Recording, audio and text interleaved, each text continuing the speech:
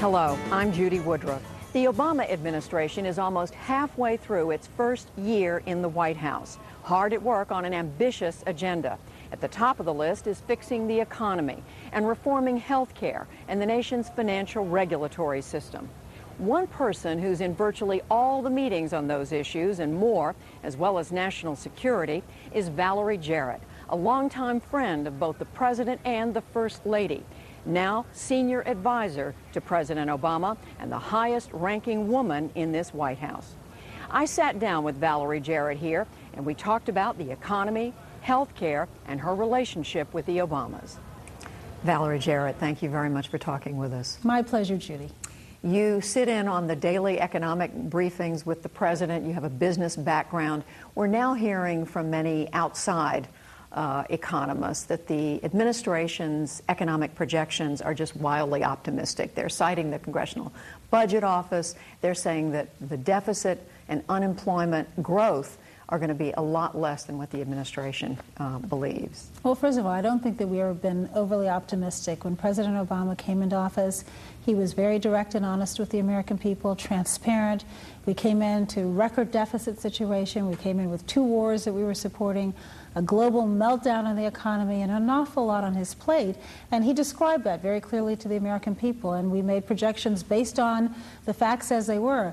The facts have changed over the course of the last year. They've changed over the course of the last month, and so we'll constantly be reevaluating those projections as we go along. But you can be sure that our team is absolutely committed to being realistic, being conservative, and being accurate and honest with the American people. Health care, yes. Big subject. Huge priority for the President. Huge priority. But are you concerned with trillion-dollar deficits for the foreseeable future, whether major health care reform is really doable? Yes, and it's the President's first priority. He's been very clear about that. He said it throughout the campaign. He said that it's time for us to do several things. We've got to reduce the costs. We've got to make sure that we're providing quality, affordable health care for the American people, and we have to increase the coverage and make sure that all Americans have access to health care. It is one of the problems with having a long-term stable economy. If we don't deal with health care, we're going to have problems with our deficits for a long time to come. And so we don't look at it as choosing between stabilizing the economy and providing health care. We look at them as inextricably linked to one another. When do you think the President's going to have a health care bill on his desk, and when do you think he's going to have a cap-and-trade energy emissions bill on his desk? Well, he's committed to get them both done this year, and so we're in the beginning of the process, as you've been covering on health care. Energy has been moving along expeditiously as well, so we're very optimistic that over the course of the summer we're going to make a great deal of progress on both fronts, and they're both, again, vitally important to the long-term sustainable health of our country. One of the initiatives that the administration rolled out this week had to do with executive compensation and limits on executive pay, including a larger say for shareholders, a greater enforcement by the Securities and Exchange Commission, but apparently having dropped a plan to put a cap on salaries for those firms that get government bailout money. So my question is, did Wall Street, did other corporate voices managed to change the administration's mind on Well, no, that? I think what the President did is what he thought was really best for the American people. We are now an investor in these companies, and so we want to make sure that the management's interests are realigned with those of the shareholders, realigned with the taxpayers of the United States. And so to create an incentive and reward people with restricted stock, for example, aligns the interests of the management with those of ours. And so we want the companies to do well. We want them to make a lot of money. We want them to pay us back. And so to the degree the companies are profitable and the management enjoys the benefit of that, great, as long as we get paid back, because that's what the taxpayers deserve. And speaking of that, just a few days ago, the administration did announce that 10 major banks are going to be returning some of the so-called TARP money. How much confidence do you have that that means these banks are now in good, strong shape and they have the capital they need to move ahead? Well, you know, we went through the stress test analysis, and it was an analysis not just to look at how the banks are doing at one moment in time. It wasn't a snapshot. We looked at projections out 2 years. And so we are very confident that over the foreseeable future, the banks should be in very good shape. But you can be sure that we're going to be watching the situation very carefully. I think one of the problems of the past administration is that we really didn't have the appropriate oversight over not just the banking industry, but companies in general. And so what we want to do is allow companies to thrive and grow and compete internationally. We want a robust economy. We understand that that depends upon a strong business community, but we also want to make sure that things don't get out of control and require the government to take extraordinary measures. And what the president did in terms of investing in the banks, investing in AIG, those were extraordinary measures because we realized that our economy, the global economy, was really on the brink. And so we had to do something extraordinary. In the midst of all this, one does hear grumblings from executive compensation to antitrust that this is not an administration that's really very friendly to big business. No, I think the way I would describe it is this is an administration that is friendly to the American people. And the president is very clear with the American people, and he's clear with his team and his advisors that we should measure every initiative by whether or not it's in the best interest of the American people. The American people depend upon a robust banking industry. They depend upon robust business. That's who employs us. We're very clear that there's a direct correlation between business and jobs. And so we want to create the kind of environment where businesses can thrive, where they can expand and grow. That's the whole point of our investment in the huge bill that was passed soon after the president took office, the recovery bill, infusing nearly $800 billion into the economy to create jobs for the American people. Financial regulatory reform when we return. You talk regularly, we're told, and I think you've said to CEOs, people like Jamie Dimon, who's the head of JP Morgan Chase. What are they telling you about what their concerns are? Well, they're concerned, look, they just went through something that they've never been through before. I mean, the people who are running our banks today went through an enormous turmoil over the last 6 months. Really pulling the rug right out from underneath them in the global marketplace. And so they're trying to get back their footing. And so I think that they're all concerned. Everyone's always concerned with government regulation, but I think what they'll learn in time is that the president really does understand their challenges. He just wants to make sure that we have the appropriate checks and balances in place so that they won't have to come back to the taxpayers and be in the kind of dire straits that they were in. They didn't enjoy that process, and it certainly wasn't good for the American people. Financial regulation. The administration is about to propose some significant reforms there. Can you give us any sense of what to expect? Oh, I'll let you hear that from Tim Geithner and our team that will be coming up in a few days. But again, we took a step back and we said, what's working? And let's leave alone what's working. And let's look at how we can provide the kind of regulatory framework that allows businesses to be as independent as they can and thrive to the best of their ability, but with the appropriate checks and balances to protect the investors, to protect the taxpayers, to protect the American people. The president has been so clear, Judy, that he does not want to be in a major position in any of these companies. He doesn't want to be teased for being the head of GM. Quite the contrary. But what he does want is a successful, sustainable GM that will be able to thrive out into the future and employ the American people. And so that's how he measures all of these investments and the decisions that he's going to make with federal regulatory reform as well. Washington more broadly. The president came to the city vowing to end, in so many words, partisan rancor. But it's been very tough. I mean, looking back to the stimulus package, where not a single Republican in the House and only 2 sitting Republicans in the Senate now voted for it. Well, you know what? Well, first of all, I think the president's spirit is one of always listening to people, particularly people who disagree with him. He has a reputation for enjoying being in the room with people who have a wide range of ideas and a diversity of perspectives. And we're not going to measure whether that spirit has changed simply because Republicans didn't vote for the recovery bill. They voted for S-chip. They voted for public service. There have been many initiatives where we've had their support. Do you anticipate genuine bipartisanship on some issues in the months to come? Absolutely, absolutely. And we look forward to seeing it on energy. We look forward to seeing it on health care.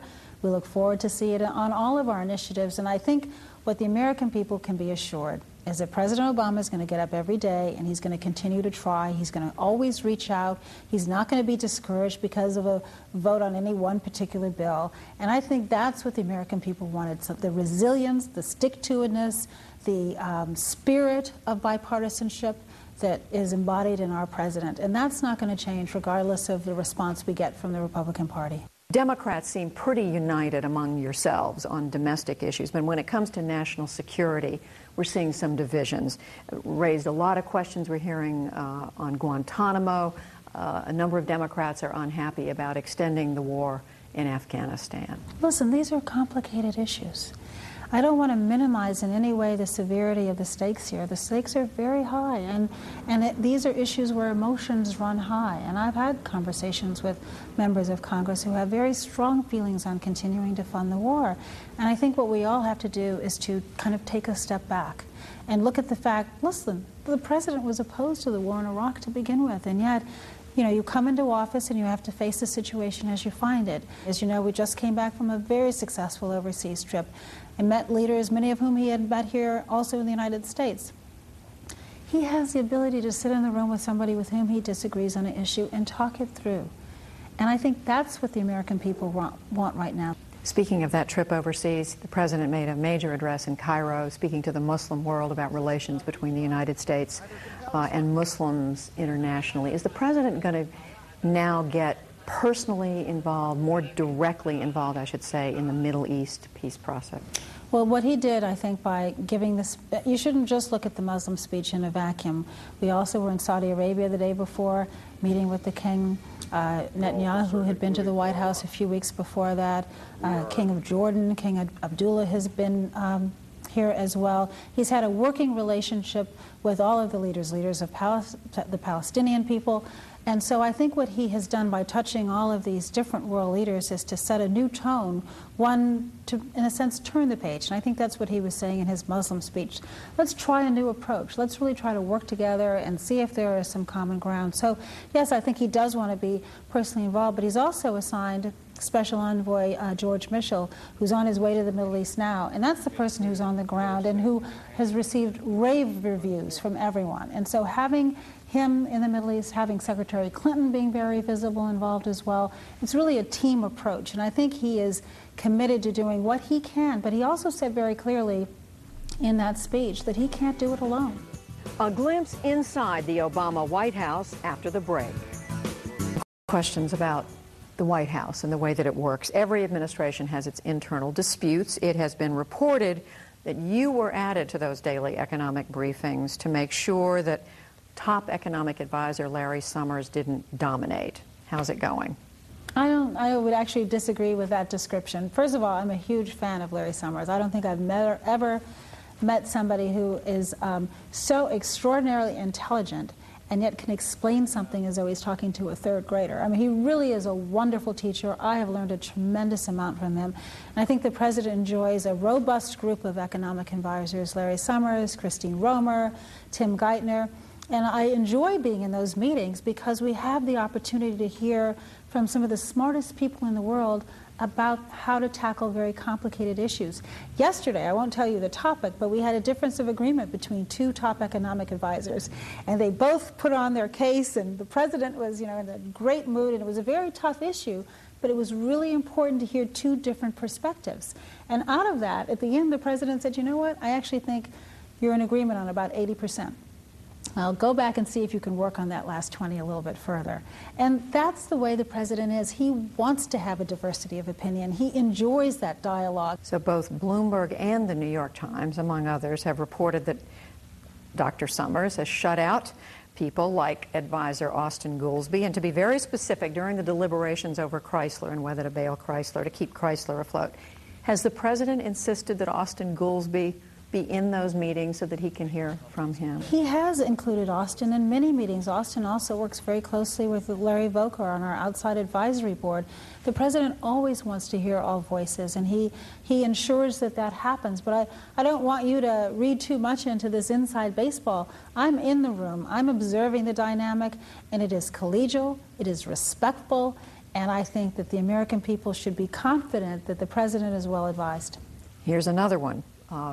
Numerous reports, different news organizations, Jim Jones, the president's national security advisor, raising questions about his role. Now, I've covered Washington a long time.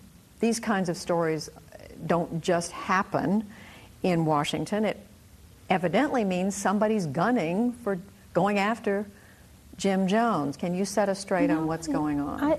And has the president told anyone not to talk to the press about him anymore? Not that I don't know anything about any of that kind of sense. All I know is I did just finish traveling with Jim Jones for 5 days with the president. The president respects him immensely. He's done a terrific job. And I think anytime you're in a positions of high profile, there's always somebody gunning for you. But really what matters is, do you have the president's confidence? And he does.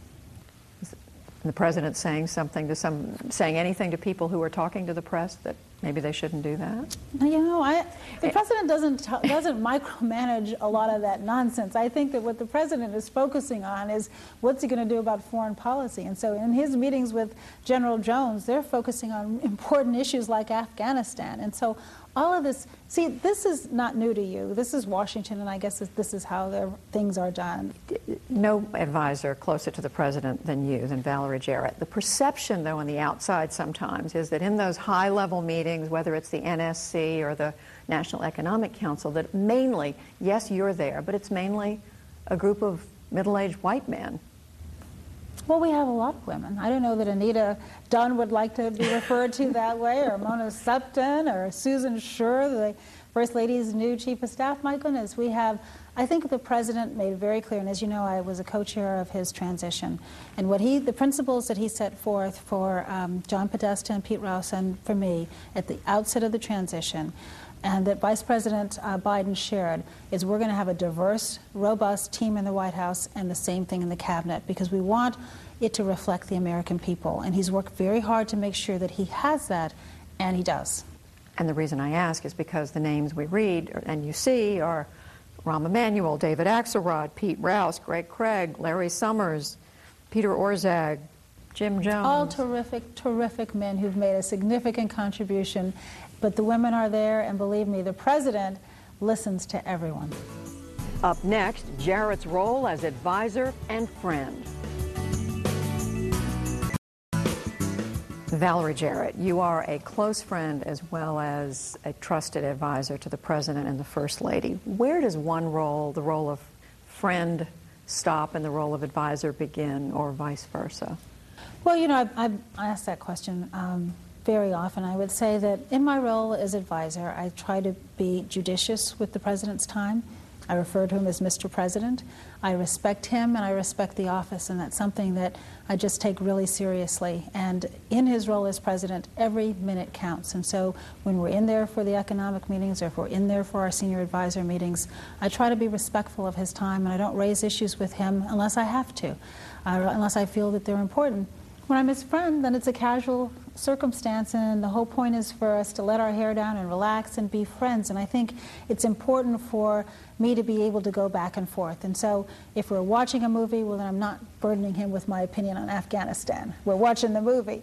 And if we're in having a serious meeting about a policy issue, then I'm not chit-chatting with him about something that involves a personal issue. You've known the President and the First Lady for what, almost 18 years I think now. It's 18 years this summer, yeah. How different are they, having been in the White House? Well, first of all, I'm just so proud of both of them. And part of why I'm so proud of them is that they are so grounded and so for real that they have not changed. It's so refreshing to have a president who has, an appreciation for his wife and for his two darling daughters, and who's so grounded and who doesn't get swept up in the hoopla of being president, and who can wax about wishing he could walk to a bookstore and meet a random stranger and have a conversation. He misses that life. So he is not caught up in the trappings of being president, and certainly Michelle isn't either. And so they're humbled by this honor, but they're not changed by it. Even the president has expressed some frustration over the inability to move around, as you just said, and the extreme security that Well, he lives in a bubble now, and a lot of his time is very strictly managed. Back to the comment I made earlier that, time is so precious that we have to manage his time very carefully, and so there's not a lot of opportunity to be spontaneous.